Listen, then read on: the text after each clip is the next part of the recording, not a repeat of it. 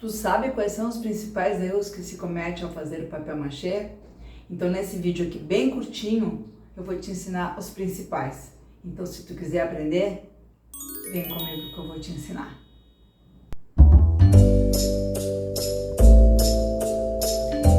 Então pessoal, hoje eu resolvi fazer um vídeo de dicas da massa.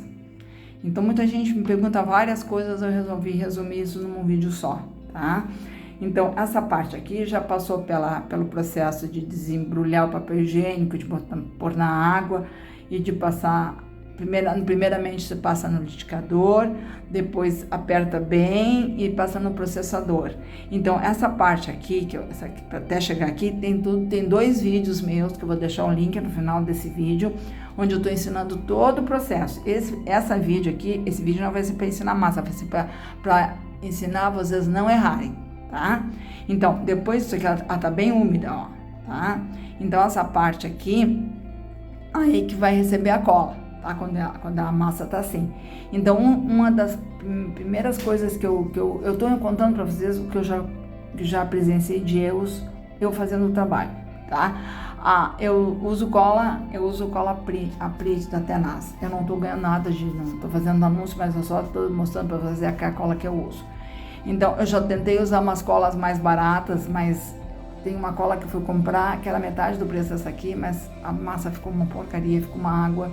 E aí tive que pôr mais papel e tive que pôr um pouco de cascoreza, que a cascoreza é mais densa, para poder resolver um problema, mas nunca mais. Então, eu prefiro pagar mais caro e comprar uma cola boa, e essa cola dá, assim, o ponto ideal que a gente precisa, tá? Essa cola Príncipe Tenaz. Também a quantidade. Tem que pôr a quantidade.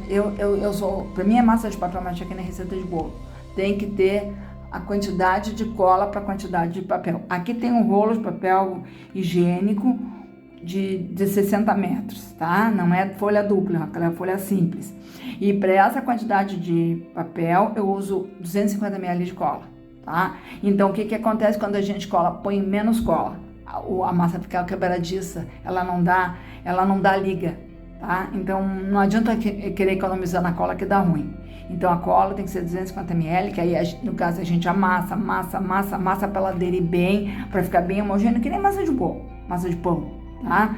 Então, a gente mexe, sova bastante, e aí vai pondo aos pouquinhos a massa e vai mexendo e misturando.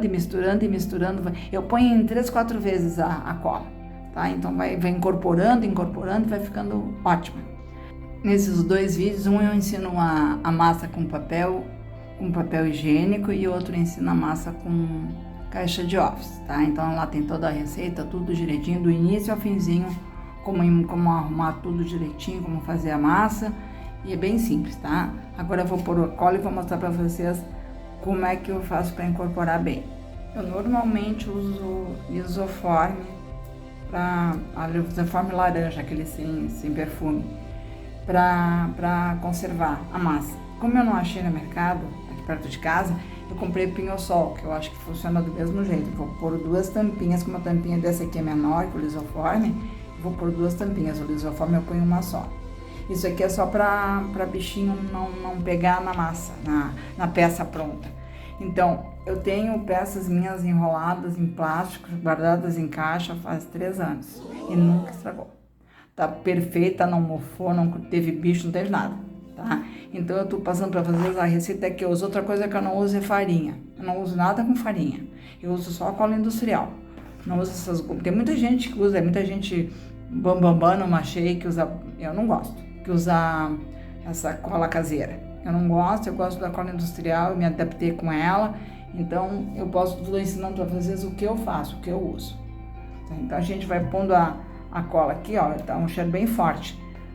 O pinho-sol é mais forte do que o lisoforme. Aí vai pondo a cola aos pouquinhos. Põe um pouco de cola, massa.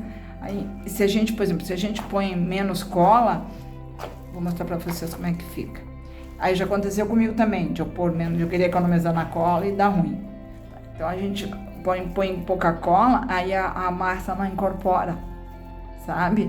E ela fica meio quebradiça. E a quantidade exata de cola tem que ter o ideal, ó. Então ela fica assim meio quebradiça, digamos que seja isso assim, tá? Então pôs pouca cola e aí vai ficar ruim.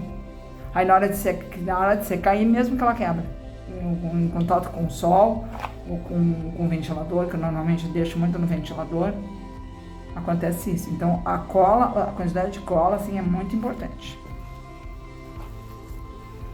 E eu uso, agora como eu morava em casa e tinha muito sol, meu pátio era grande, eu ia trocando a peça de lugar e aqui eu não tenho mais isso, só bate sol de manhã aqui no meu apartamento. Aí eu tô usando muito ventilador. O ventilador para mim é maravilhoso. Ele seca, põe a peça de noite, deixa a madrugada inteira, liga o ventilador ligado, de manhã tá seco. Então é super bom, então funciona muito bem. A gente vai pondo pouco a cola assim e vai incorporando. Ó. Já tá bem, com cheiro bem forte do pinho, então não tem bicho nenhum que vai bater aqui, com certeza.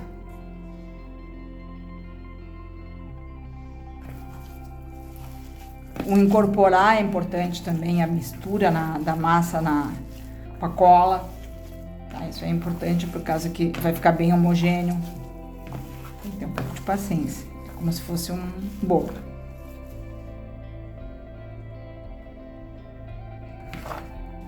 Se vocês tiverem alguma dúvida, me deixa nos comentários que eu respondo com o maior prazer, tá? Ainda não tá bom, ainda falta o restinho de cola ali, ó. Pra incorporar. Uma vez eu vi, não sei, eu nunca fiz, de deixar ela triturada e guardar. E usar a massa seca. Não sei se funciona. Eu vi um vídeo assim, achei bem interessante, mas nunca testei. É outra maneira de a gente fazer de repente, né? Pode fazer mais de uma quantidade de papel e guardar, digamos, 2 rolos de papel e guardar. Quando for precisar é só pôr a cola.